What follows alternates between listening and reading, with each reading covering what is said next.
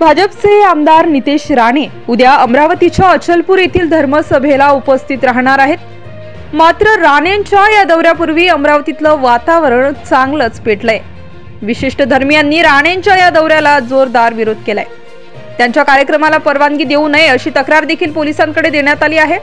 याच विषयावर आता खासदार अनिल बोंडे यांची प्रतिक्रिया समोर आली आहे।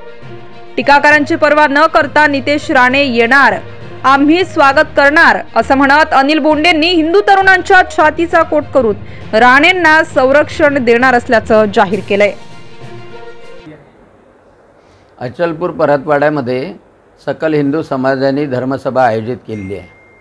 त्यामध्ये अनेक धर्मसंत तर आशीर्वाद द्यायला येणारच आहेत, परंतु जे हिंदू वीर म्हणू शकतो असे नितेशजी राणे हे सुद्धा येणार आहे।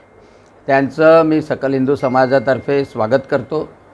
आणि कोणी काही टीका केली, कारण आजकाल कसं आहे की टीका करणाऱ्याचं तोंड काही धरता येत नाही, पण टीका करणाऱ्यांना मी सांगू इच्छितो की विश्वंभर चौधरी अमरावतीमध्ये आले, निरंजन टकले आले, श्याम मानव आले, हिंदू धर्मावर बोलून गेले, संत गजाननावर बोलून गेले।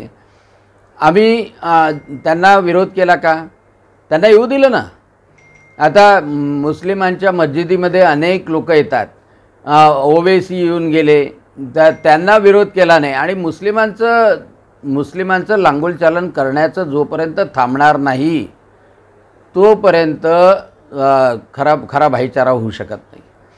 कारण मुस्लिमांचं लांगुलचालन करण्याकरता काही नेते काँग्रेसनी पडवून ठेवलेले असे नेते समोर येतात, निवेदन देतात की नितेश राणे आले तर असंतोष निर्माण होईल। अरे मला सांगा, हा माणूस जेव्हा गणपतीच्या मिरवणुकीवर दगडफेक होत होती तेव्हा आता विरोध करणारा माणूस गेला कुठे होता? ईदेच्या मिरवणुकीवर कोणत्या हिंदूंनी दगडफेक केली का? कोणीच केली नाही। म्हणजे वातावरण खराब केलं का? कोणत्याही हिंदूंनी वातावरण खराब केलं नाही। परंतु काही जहाल मतवादी लोक जर मुस्लिम धर्मामधले दगडफेक करून मुस्लिमांनाच बदनाम करणार असेल आणि त्यांना हे सपोर्ट करणार असतील तर ते दुर्दैव आहे। आणि त्यामुळं कोणत्याही टीकाकाराची पर्वा न करता नितेश राणे इथे येणार, आम्ही स्वागत करणार आणि धर्मसभा ही होणारच। सर्व हिंदू तरुणांच्या छातीचा कोट करून त्यांना संरक्षण दिले जाईल। अशाच वेगवान घडामोडी पाहण्यासाठी आमच्या चॅनलला लाईक व सबस्क्राइब करायला विसरू नका।